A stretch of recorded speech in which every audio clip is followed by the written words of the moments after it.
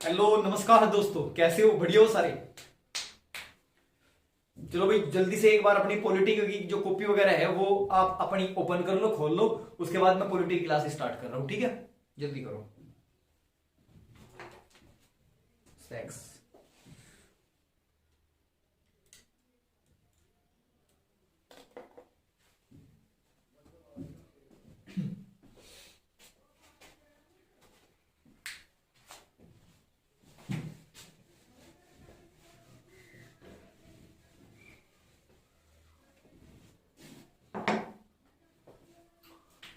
Heading डाल लो, Indian polity. Indian polity, भारतीय राजव्यवस्था। Indian polity यानी कि भारतीय राजव्यवस्था।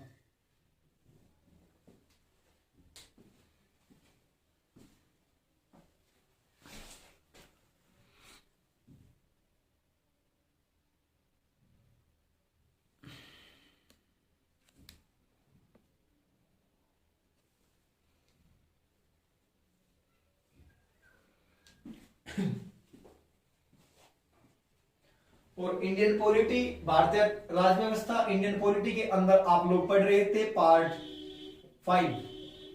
और पार्ट 5 के अंदर आप लोग पढ़ रहे थे एग्जीक्यूटिव, लेजिस्लेटिव एंड जुडिशरी। ठीक है, यानी कि कार्यपालिका, विधायिका और न्यायपालिका। और अगर हम इनके आर्टिकल की बात करें तो ये आर्टिकल निहित है आर्टिकल 52 से लेकर आर्टिकल 151 तक। ठीक है, नोट करो। और आपके आर्टिकल हो चुके थे 54। आपके आर्टिकल 54 हो चुके तो नेक्स्ट आर्टिकल हेडिंग डालो मेरे बेटा, आर्टिकल 55। आर्टिकल 55 यानी कि अनुच्छेद 55। आर्टिकल 55 में the process, the election process, the election process of the president, राष्ट्रपति के निर्वाचन, राष्ट्रपति के निर्वाचन की प्रक्रिया।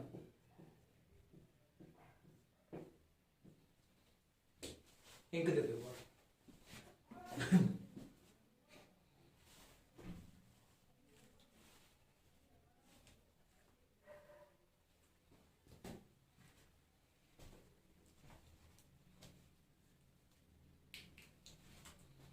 लेक्चर 33 है, 33।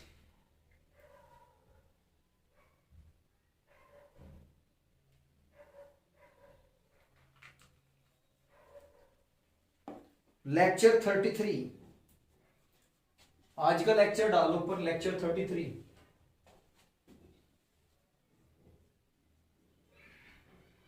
लेक्चर 33, ठीक है। और मैं बता दूं, this is absolutely live class. ये लाइव क्लास है बिल्कुल। डेट मेंशन कर लो। डेट क्या छोड़ो, डेट का कोई औचित्य नहीं है फिलहाल। मैं आपको बता रहा हूं एब्सोल्युटली लाइव क्लास है, ठीक है। तो आप इंडियन पॉलिटी, भारतीय राज्य व्यवस्था, पार्ट 5 एग्जीक्यूटिव, लेजिस्लेटिव, जुडिशरी और आर्टिकल 52 से लेकर आर्टिकल 151 तक है। और आप आर्टिकल 54 तक यानी 54 तक कंप्लीट हो चुके थे। Next article 55। आर्टिकल 55 कहता है the election process of the president, यानी कि राष्ट्रपति के चुनाव की प्रक्रिया को बयां करता है। राष्ट्रपति के चुनाव की जो प्रोसेस है उसको बताता है क्या है ये, ठीक है। तो अगर हम बात करें, हमने जो इलेक्शन प्रोसेस ऑफ प्रेसिडेंट है ये कहां से ली है, तो लिखो ये हमने ली है आयरलैंड से। कहां से? आयरलैंड से हमने ली है।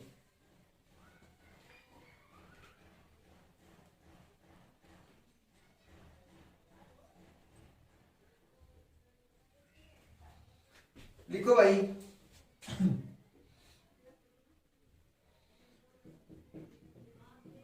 यह है हमने Ireland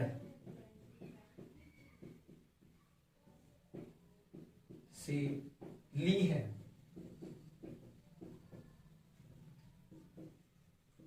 this rule is adopted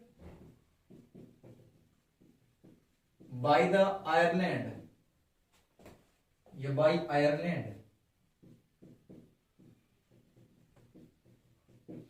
ठीक है, उसके बाद नेक्स्ट पॉइंट इसी में लिखो, राष्ट्रपति के लिए जो सिस्टम है, जो इलेक्शन सिस्टम है, उसका नाम है सिंगल ट्रांसफरेबल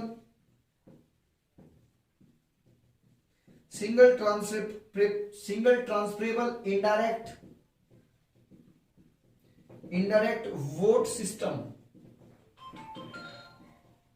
यानी कि लिखो एकल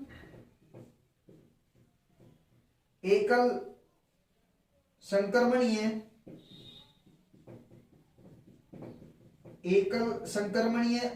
अप्रत्यक्ष मतदान प्रणाली।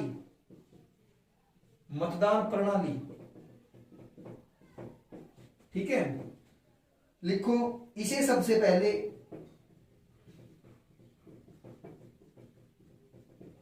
1956 में डेनमार्क, इसे सबसे पहले 1956 में डेनमार्क में इस्तेमाल किया गया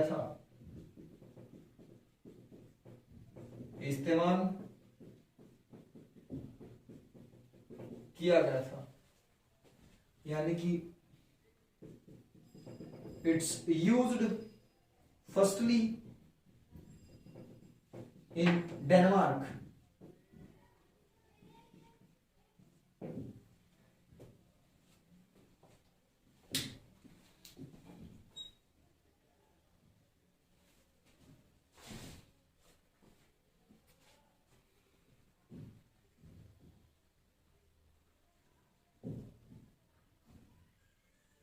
ब्लर हो रही है, अब तो नहीं हो रही ब्लर, अब ठीक है। कैमरे के साथ छेड़छाड़ मत किया करो, ठीक है। अभी देखो फिर है ना, सेटिंग करने में टाइम लगता है काफी।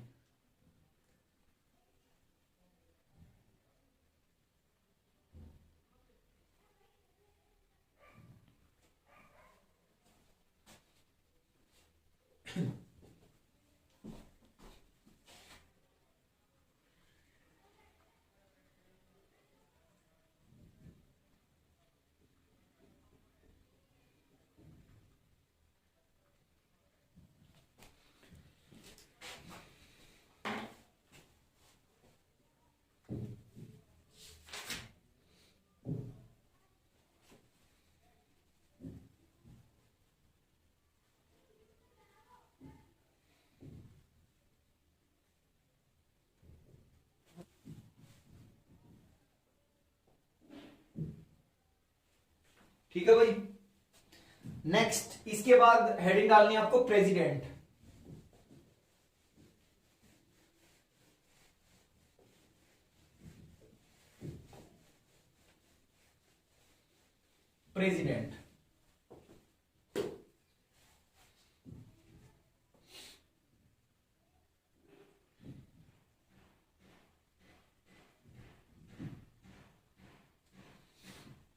नेक्स्ट हेडिंग डालो बेटा प्रेसिडेंट, यानी कि राष्ट्रपति।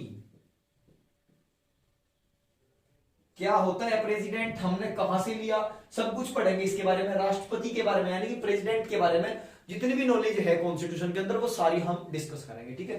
तो आओ प्रेसिडेंट की अगर बात करें तो प्रेसिडेंट और प्रेसिडेंट का जिक्र है आर्टिकल 52 से लेके आर्टिकल 52 टू 62, यानी कि अनुच्छेद आर्टिकल 52 से लेके आर्टिकल 62 तक किसका जिक्र है, प्रेसिडेंट का जिक्र है। लिखो this post is adopted by USA। ठीक है, इस पद को हमने यूएसए से लिया है। ठीक है, अब लिखो election process is adopted by Ireland.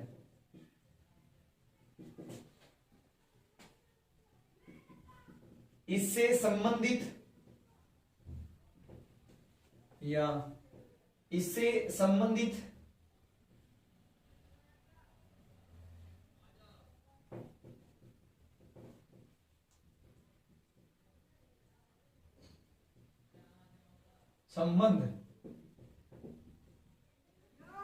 इससे संबंधित चुनाव प्रक्रिया को हमने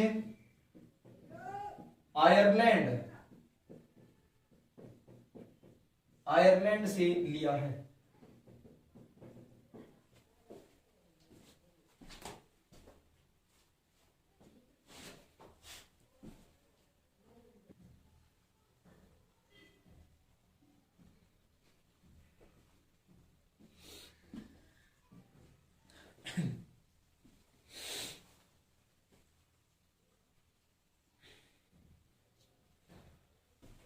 नेक्स्ट लिखो भाई, नेक्स्ट लिखो, स्टार बनाकर लिखना। वोट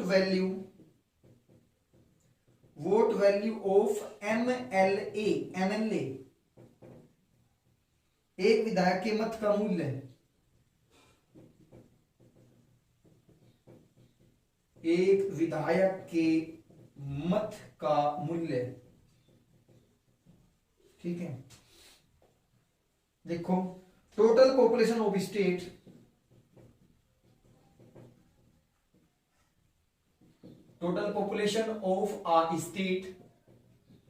अपॉन टोटल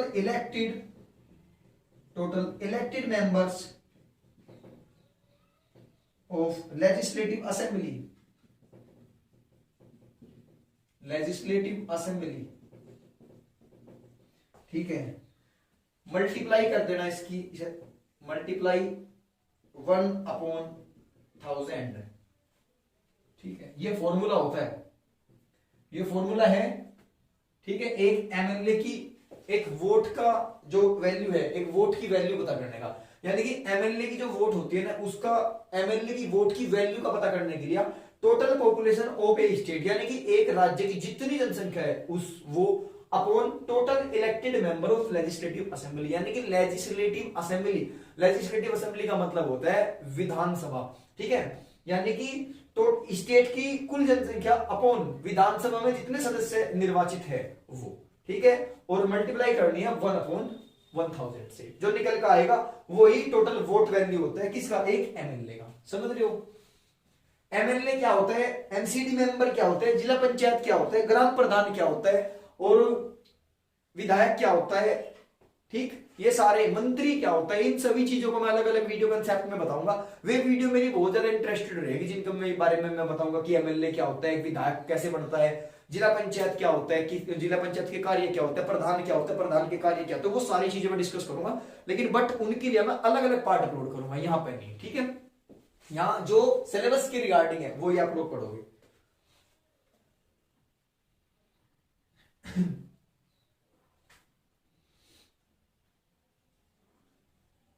लिखो, इसमें 1971 की जनगणना, इसमें 1971 की जनगणना के आधार पर मत का मूल्य निकाला जाता है। ठीक है, लिखो to get the vote value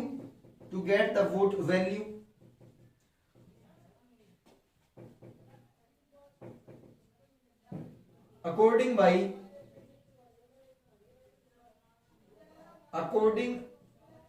by the 1971 population counting, population counting, ठीक है।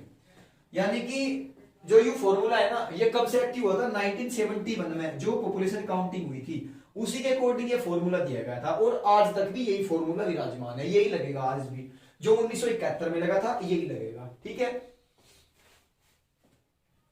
नेक्स्ट, अब वोट वैल्यू ये क्या थी? वोट वैल्यू ऑफ एमएलए की थी। अब एमपीज की देखोगे, एमपी की वोट वैल्यू कैसे निकालते हैं?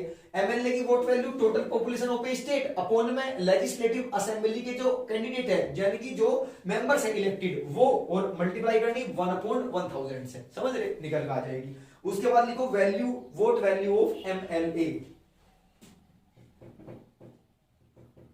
वोट वैल्यू ऑफ एमएलए हो गई। अब ये लिखो MP, vote value of MP, ठीक है। लिखो सांसद के मतों का मूल्य, सांसद के मतों का मूल्य, कितनी वोट वैल्यू होती है एमपी की, ये भी ध्यान रखना, ठीक है। तो इसके लिए लिखो total value of members, total value, total value of members, total value of members of all legislative assembly, all legislative assembly upon total elected members, upon total elected members, total elected members of parliament, ठीक है भाई। अब total elected member of parliament कौन से होंगे? तो elected member of parliament यानी elected members of parliament होते हैं आपके, चाहे वो राज्यसभा का हो, चाहे वो राज्यसभा का हो या वो लोकसभा का हो, ठीक है।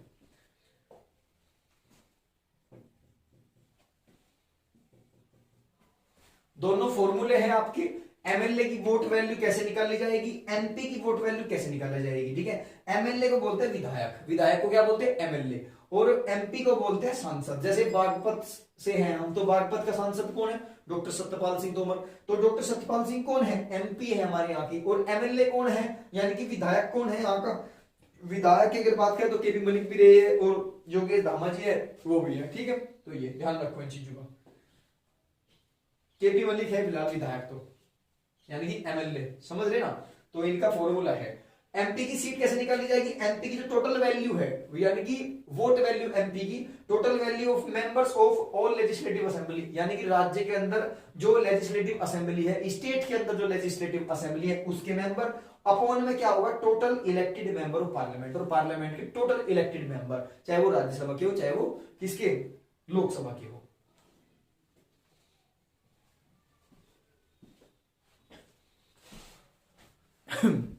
कट रहा है बिल्कुल भाई, कर रहा हूं।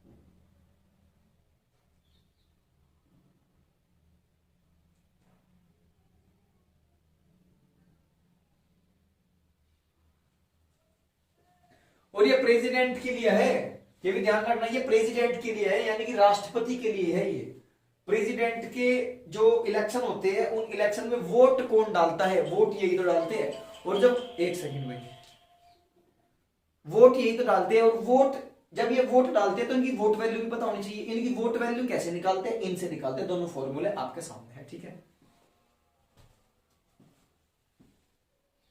चलो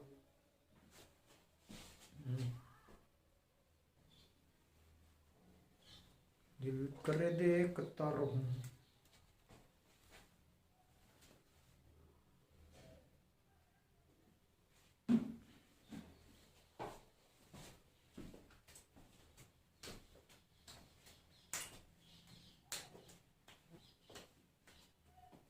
क्या भाई नोट?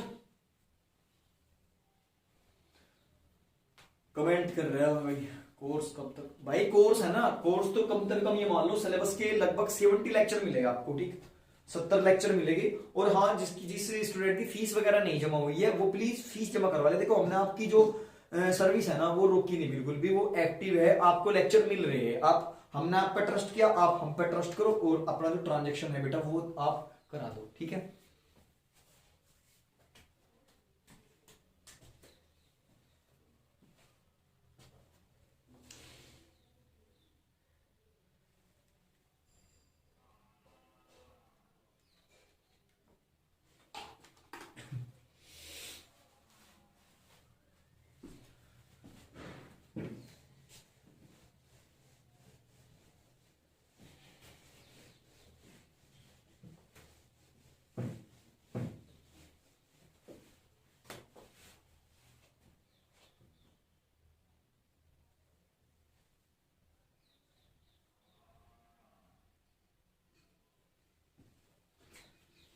लिखो नेक्स्ट।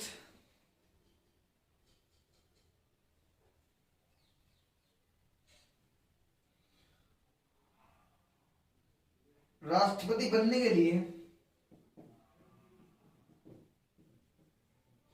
राष्ट्रपति बनने के लिए मिनिमम कोटा, मिनिमम कोटा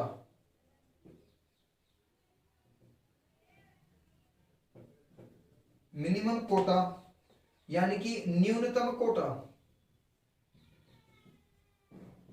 न्यूनतम कोटा दिए गए कुल मतों का मूल्य,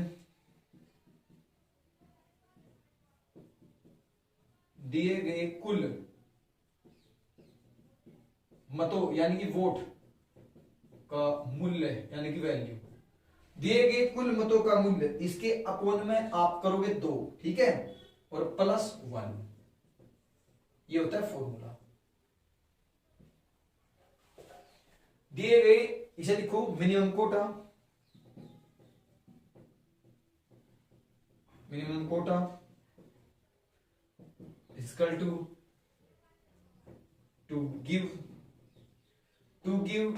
टोटल वोट वैल्यू अपॉन 2 और +1। ये आपका इंग्लिश में, दोनों में होगी हिंदी इंग्लिश, करो नोट।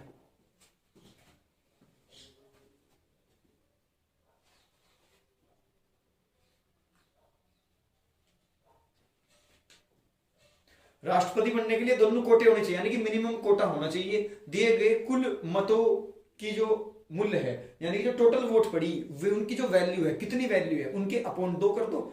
यानी कि अगर टोटल वोट वैल्यू सपोज करो, अगर टोटल एग्जांपल दे रहा हूं, अगर टोटल वोट वैल्यू कितनी आई 500, इसके अपॉन 2 कर दो यानी कि कितनी 250, और प्लस में क्या करना, प्लस में 1 भी तो है 1, तो यानी कितनी 251, ठीक, ऐसे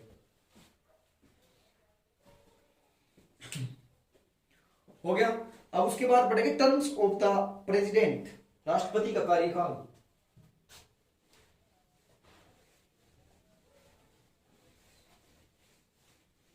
terms of the president, board साहब नहीं कराया आपने, ठीक है, बोर्ड साहब कराना आज फिनाइल कहीं से कॉलिंग से करा देना, ठीक है। नेक्स्ट स्टडी डाल लो।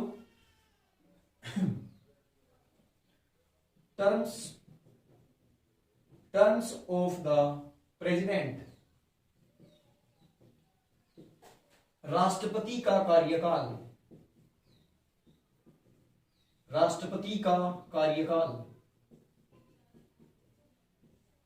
ठीक है।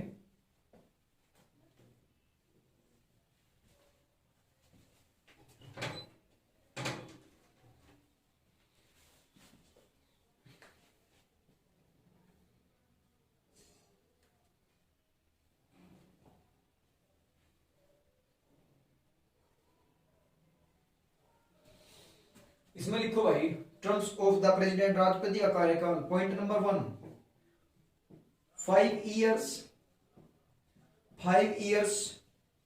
from the oath taking, शपथ ग्रहण से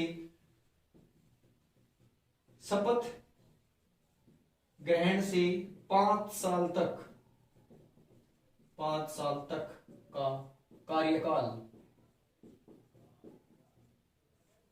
ठीक है, दूसरा पॉइंट लिखो, पॉइंट नंबर 2, 5 वर्ष पूरा हो जाने पर,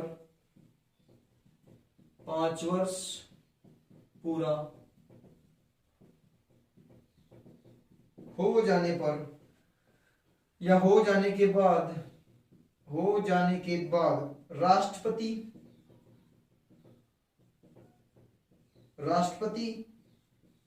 तब तक अपने पद पर बना रहेगा, तब तक अपने पद पर बना रहेगा जब तक कि अगला राष्ट्रपति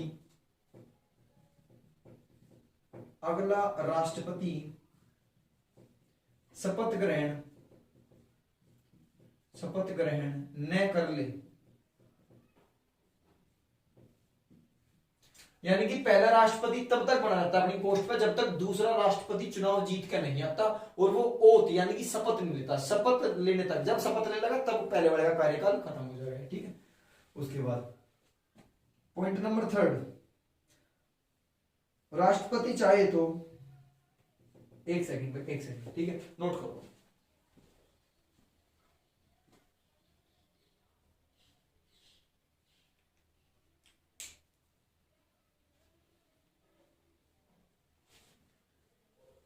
पांच वर्ष पूरा हो जाने के बाद राष्ट्रपति तब तक अपने पद पर बना रहेगा जब तक कि अगला राष्ट्रपति शपथ ग्रहण न कर ले। लिखो sir, after the completion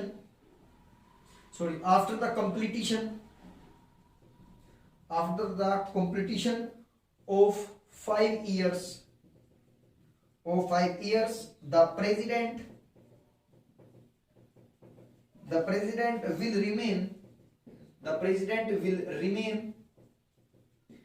remain in office until the next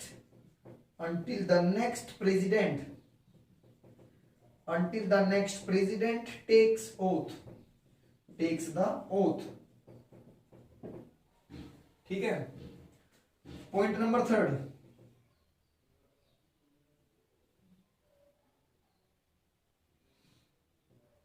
राष्ट्रपति चाहे तो कार्यकाल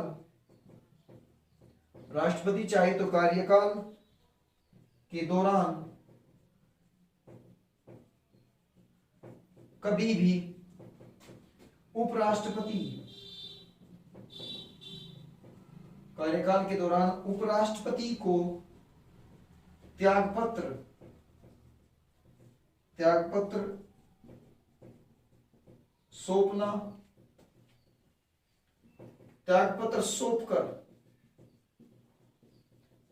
त्यागपत्र सौंपकर अपना पद छोड़ सकता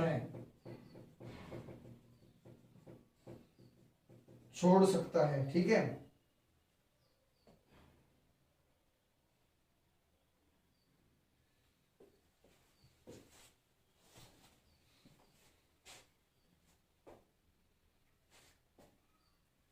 राष्ट्रपति चाहे तो कार्यकाल के दौरान कभी भी उपराष्ट्रपति को त्यागपत्र सौंपकर अपना पद छोड़ सकता है। लिखो, the president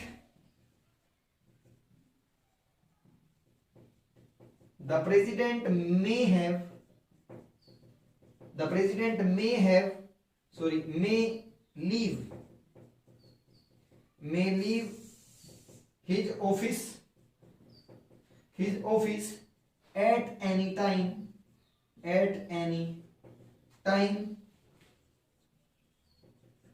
during his tenure by handing over the resignation, resignation, RESIGNATION, resignation letter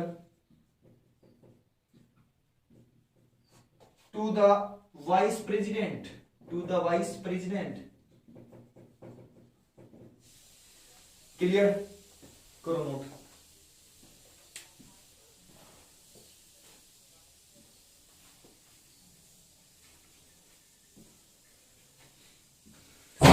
अब तो साफ आ रहा होगा।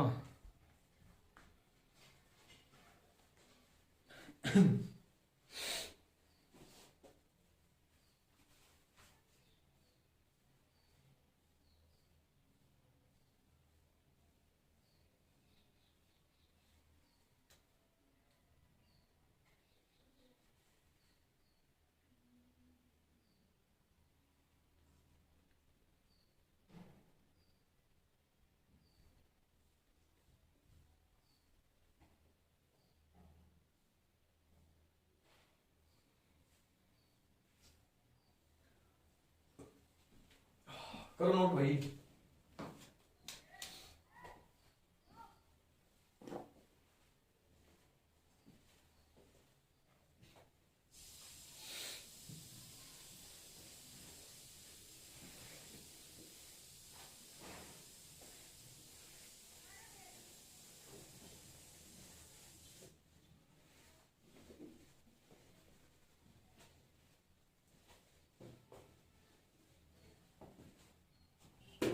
नेक्स्ट लिखो article terms of the president हो गया था भाई। आर्टिकल कितने में, 56 में था ये, तो आर्टिकल 56 में लिख लो इसे। आर्टिकल 56 में क्या था, मैं भूल गया था भाई लिखना। आर्टिकल 56, आर्टिकल 56 में आपने पढ़ा terms, terms of the president, यानी कि राष्ट्रपति का कार्यकाल। ठीक है,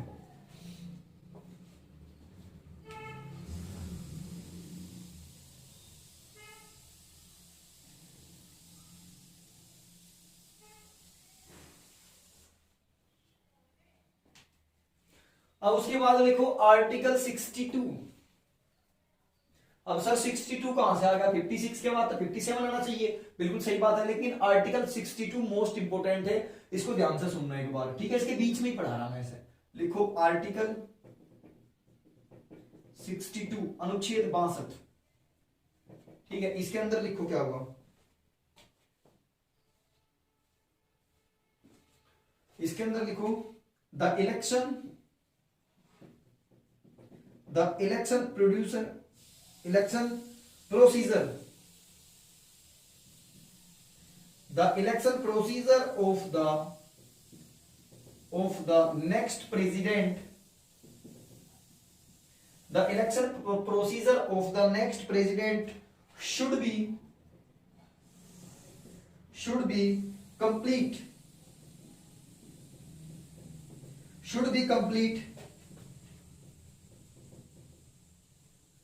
before the completion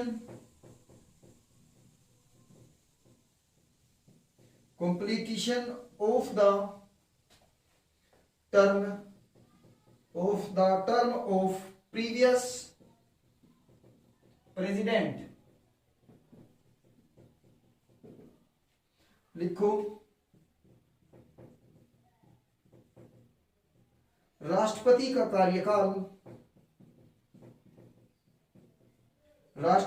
कार्यकाल,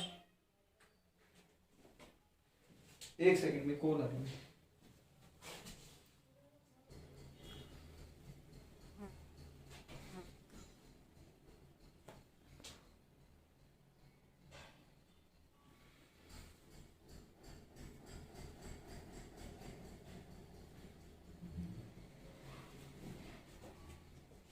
यही हुआ ही, कहीं नहीं गया मैं।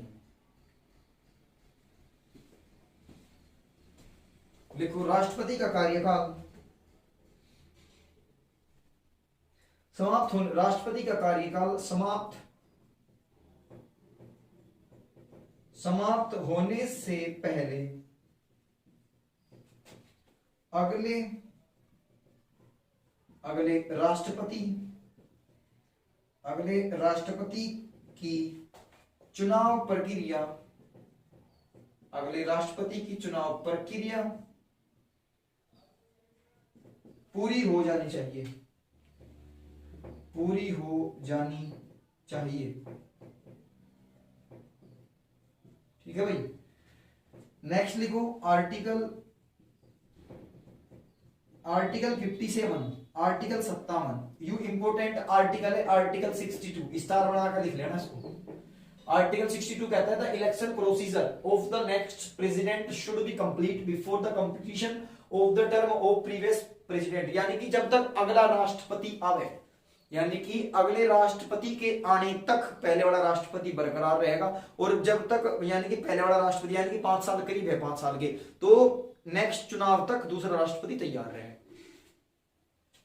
राष्ट्रपति का कार्यकाल समाप्त होने से पहले अगले राष्ट्रपति की चुनाव प्रक्रिया पूरी हो जानी चाहिए, हर कंडीशन में, ठीक है, हर टर्म्स और कंडीशन में कंप्लीट हो जानी चाहिए। आर्टिकल 57 में लिखा है प्रोविजन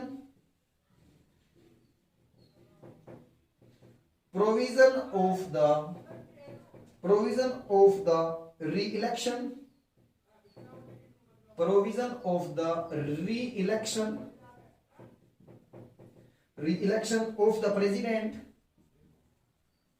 द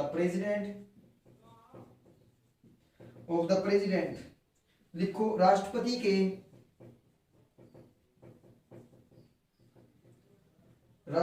के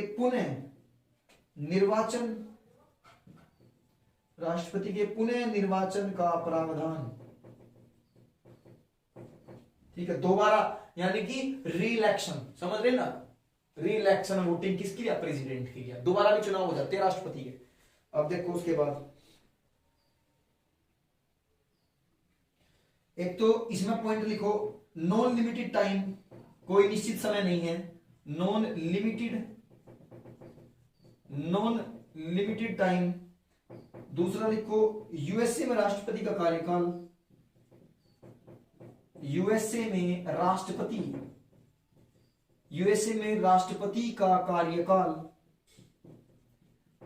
में राष्ट्रपति का कार्यकाल 4 वर्ष का होता है, 4 वर्ष का होता है, ठीक है। अब लिखो तीसरा यूएसए में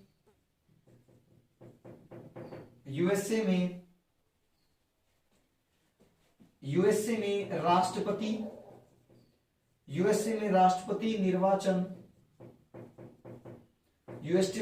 निर्वाचन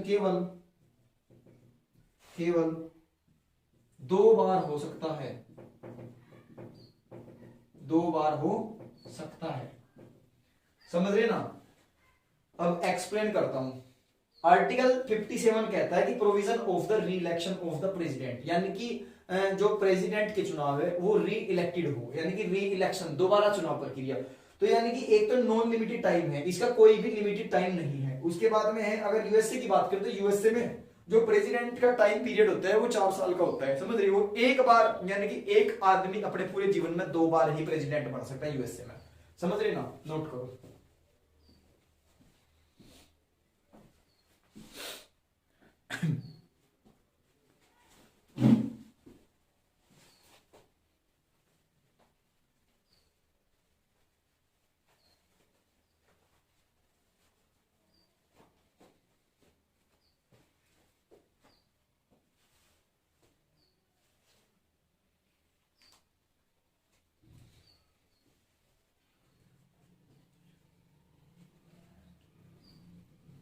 अब उसके बाद क्वालिफिकेशन की बात कर लेंगे। प्रेसिडेंट की क्वालिफिकेशन क्या होनी चाहिए?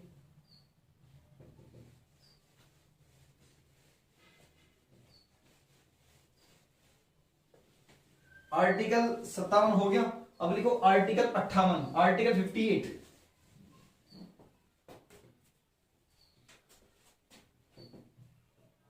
लिखो आर्टिकल 58। आर्टिकल 58 में क्वालिफिकेशन ऑफ द प्रेसिडेंट, ठीक है। राष्ट्रपति के लिए योग्यताएं लिखो। राष्ट्रपति के लिए योग्यताएं। अब राष्ट्रपति के लिए क्या क्या योग्यता होनी चाहिए? सबसे पहली जो क्वालिफिकेशन है यानी कि जो योग्यता होगी होगा सिटीजन ऑफ इंडिया होना चाहिए। सिटीजन ऑफ इंडिया, भारत का नागरिक, भारत का नागरिक होना जरूरी। ठीक है। पॉइंट नंबर 2, एज की अगर बात करें तो एज 35 ईयर ओल्ड यानी कि 35 वर्ष से अधिक होना चाहिए। अगर हम तीसरे पॉइंट की बात करें तो लिटरेट, LITERATE, लिटरेट होना चाहिए। ठीक है, लिटरेट यानी कि साक्षर, साक्षर होना चाहिए यानी कि पढ़ा लिखा होना चाहिए, अंगूठा छाप नहीं चलने का। अब फोर्थ देखो, no post, no post of profit, no post of profit यानी कि किसी भी लाभ